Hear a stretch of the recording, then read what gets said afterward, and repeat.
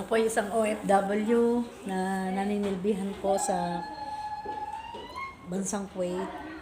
Ako po ay matagal nang nagpunta rito noong pang 2010. Nag-start ako ng punta ng Kuwait para magtrabaho. Para maiyahon ko ang aking pamilya na bigay ko yung mga kailangan nila hanggat makakatulong ako sa kanila. Pero naman sa lahat ng pagkakataon maibibigay ko sa kanila.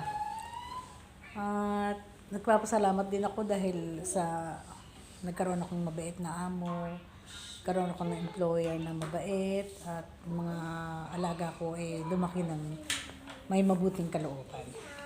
Maraming salamat sa pagkakaloob sa akin ng Panginoon na bigyan ako ng magandang amo, magandang ugali ng isang pamilya. Kasi hindi naman lahat ng mga namamasukan dito sa Kuwait na sinusuwerte sila. Kita nyo naman na maraming napapahamak. Siguro hindi lang naman dahil sa kanila ang problema, siguro may problema din sa mga Pilipina na nagkakaroon ng problema. Kaya kung tayo ko lang sa mga Pilipina na bago pa lang na sumasalba dito sa bansang Middle East, konting konting ingat, konting disiplina sa sarili, sundin ang mga bawal dito para kayo hindi mapahamak. Bilang isang OFW na matagal na rin dito na ninilbihan, alam ko naman lahat ng mga patakaran dito.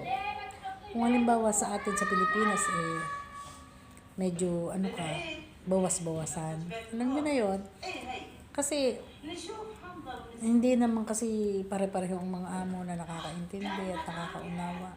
Kung may bisyo ka, tanggalin natin. Kasi mahirap na kasi. Dapat sundin natin yung rules and regulation dito sa bansang Middle East. Yun lang may papayo ka sa mga OFW na baguhan lang at hindi pa nila alam ang patakaran dito. Lalo at ang amo ay salbahe. Magkaroon tayo ng konting ingat para sa sarili.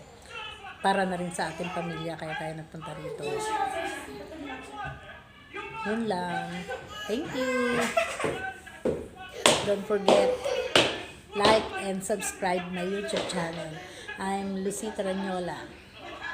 Don't forget. Bye-bye. We love you.